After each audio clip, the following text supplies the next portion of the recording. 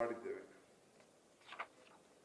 ನಾನು ಇವತ್ತು ಮಾಧ್ಯಮ ಸ್ನೇಹಿತರಿಗೆ ಮತ್ತು ಈ ರಾಜ್ಯದ ಜನತೆಗೆ ನನ್ನ ಮೇಲೆ ಅಪಾರವಾದಂಥ ವಿಶ್ವಾಸ ನಂಬಿಕೆಯನ್ನ ತಾವು ಇಟ್ಕೊಂಡಿದ್ದೀರಿ.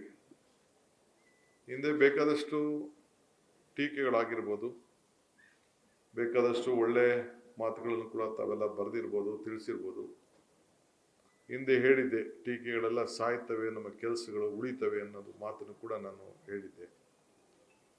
ಸೊ ರಾಜ್ಯದ ಆಡಳಿತದಲ್ಲಿ ಹೊಸ ಬೆಳಕನ್ನ ಮೂಡಿಸಲು ನನ್ನ ರಾಜಕೀಯ ಅನುಭವ 85ರಲ್ಲಿ ಅಸೆಂಬ್ಲಿ ಎಲೆಕ್ಷನ್ ನಿಂತು ನಾನು ಆ ಎಲೆಕ್ಷನ್ ಸೋತೆ. ಜಿಲ್ಲಾ ಪಂಚಾಯತಿ ಮೆಂಬರ್ ಆದೆ, ಅಸೆಂಬ್ಲಿ ಮೆಂಬರ್ ಆದ ನಾನು, ಪರಮೇಶ್ವರ್ ಅವರೆಲ್ಲ ಒಟ್ಟಿಗೆ 89ರಲ್ಲಿ ಆದವು. ವಿವಿಧ ಸಂಪುಟಗಳಲ್ಲಿ ಕೆಲಸ ಮಾಡಿಕೊಂಡು ಬಂದಿದ್ದೇವೆ. ಸೊ ಅಪಾರವಾದಂಥ ಅನುಭವದ ಭಂಡಾರದಲ್ಲಿ ಮುಳುಗಿದ್ದೇನೆ. ಕಷ್ಟ ನೋಡಿದ್ದೇನೆ, ಸುಖ ನೋಡಿದ್ದೇನೆ, ಚಿಕ್ಕ ವಯಸ್ಸಿನಲ್ಲಿ ಅಧಿಕಾರ ನೋಡಿದ್ದೇನೆ, ಅನೇಕ ರಾಜಕೀಯ ತಂತ್ರಗಳು ಕೂಡ ಆ ಬಲೆ ಕೂಡ ಬಿದ್ದಿದ್ದೇನೆ. ನನ್ನ ಎದೆ ಕುದ್ದಲಿಲ್ಲ, ಆತ್ಮವಿಶ್ವಾಸ ಇತ್ತು. I lived on hope. That hope, ಆ ಏನು ಒಂದು ವಿಶ್ವಾಸ ಇತ್ತಲ್ಲ, ಆ ವಿಶ್ವಾಸ ಇವತ್ತು ಮತ್ತೆ ಈ ರಾಜ್ಯದ ಜನತೆಯ ಸೇವೆಯನ್ನು ಮಾಡಲಿಕ್ಕೆ, ಸಾಕ್ಷಿ ಗುಡ್ಡೆಯನ್ನು ಬಿಟ್ಟು ಹೋಗಲಿಕ್ಕೆ ಇವತ್ತು ನನಗೆ ಅವಕಾಶವನ್ನು ಸಿಕ್ಕಿದೆ.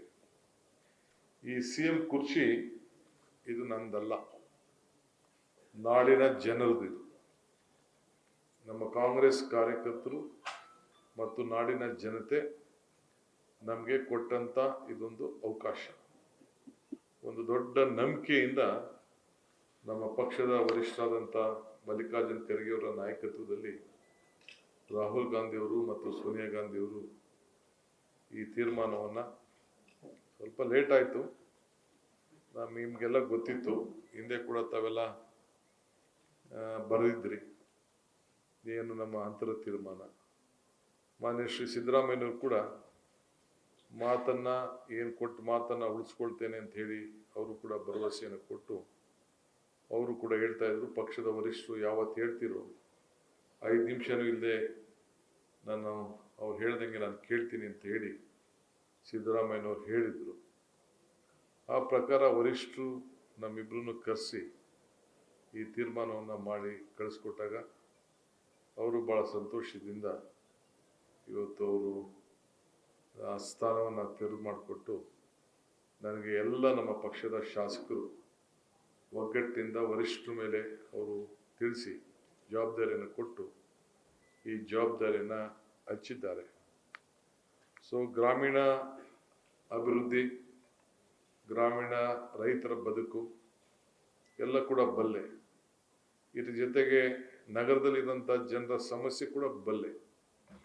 42% ಜನ ನಗರಗಳಲ್ಲಿ ವಾಸಿಯಾಗಿದ್ದಾರೆ, ಮಿಕ್ಕಿದವರೆಲ್ಲ ಗ್ರಾಮೀಣ ಪ್ರದೇಶದಲ್ಲಿ ಇದ್ದಾರೆ.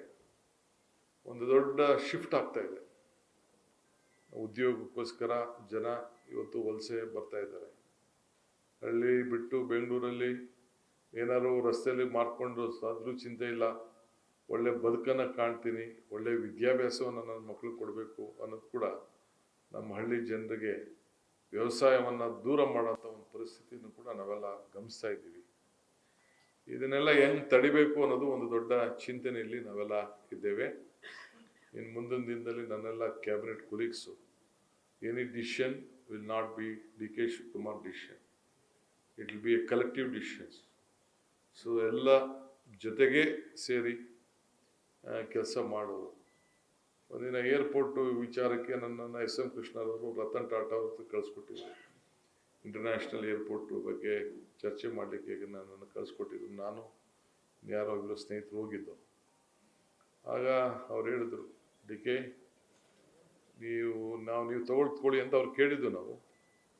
ಅವರಿಲ್ಲ, ನಾನು ತೊಗೊಳಕ್ಕೆ ಹೋಗಲ್ಲ, ನೀನು ಒಬ್ಬರೇ ಮಾಡೋಕ್ಕೆ ಹೋಗ್ಬೇಡಿ, ನೀವು ಯಾರೋ 2-3 ಜನ ಸೇರಿ ಕನ್ಸೋರ್ಟಿಯಂ ಮಾಡಿ, ನನಗಿಷ್ಟ ಇಲ್ಲ ಅಂತೇಳಿ ಬೆಂಗಳೂರು ಏರ್ಪೋರ್ಟ್ ಬಗ್ಗೆ ಅವರು ಬೇರೆಯವ್ರಿಗೆ ವಹಿಸಿ ಅಂತ ಹೇಳಿದ್ರು. ಆಮೇಲೆ ನಾವು ಒಂದು ಕನ್ಸೋರ್ಟಿಯಂ ಮಾಡಿ ಆ ತೀರ್ಮಾನವನ್ನು ಮಾಡಿದ್ರು. ಆಗೊಂದು ಮಾತು ಹೇಳಿದ್ರು, if you want to walk fast, walk alone. If you want to walk far, walk together ಅಂತ ಹೇಳಿ ಅವತ್ತು ರತನ್ ಟಾಟಾರವರು ನನ್ನ ಕಿವಿಗೆ ಹೇಳಿದ ಮಾತು ಇವತ್ತು ಕೂಡ ಇದೆ. ಹಾಗೆ ಇವತ್ತು ನಂದು ತೀರ್ಮಾನ, ನಮ್ಮ ಪಕ್ಷದ ಎನಿ ಡಿಸಿಷನ್ಸ್ ಯುನಿಟಾರ್ಲಿ ತೆಗೆದುಕೊಳ್ಳೋಕೆ ನಾವು ಹೋಗೋದಿಲ್ಲ.